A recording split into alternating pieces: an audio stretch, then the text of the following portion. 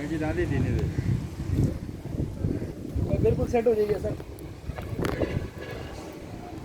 अभी हमारा सारा काम सेट हो गया।